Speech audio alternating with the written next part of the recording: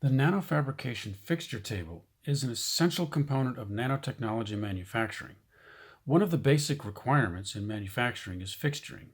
Workpieces must be both secured and positioned while undergoing various processes. This is particularly demanding when the workpieces are not even microscopic but nanoscopic.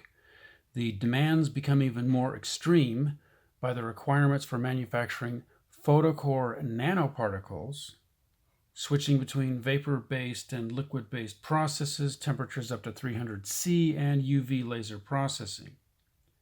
That means our fixture table cannot be something easy like Teflon nanopore filter. Instead, we begin with a reject silicon wafer and start building our table bottom up.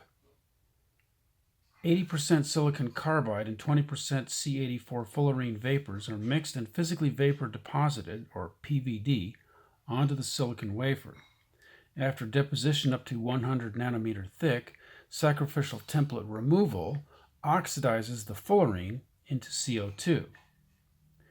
The second layer uses C160 fullerene. The third layer uses C240 fullerene. The fourth and final bulk layer uses polystyrene nanobeads and builds up to 3 millimeters thick. Afterwards, the piece is removed, turned upside down, and fixtured for CMP, or chemical mechanical polishing, to precisely thin down the silicon wafer, almost expose the first layer. At this point, the remaining silicon wafer is etched away, exposing the functionally graded silicon carbide foam.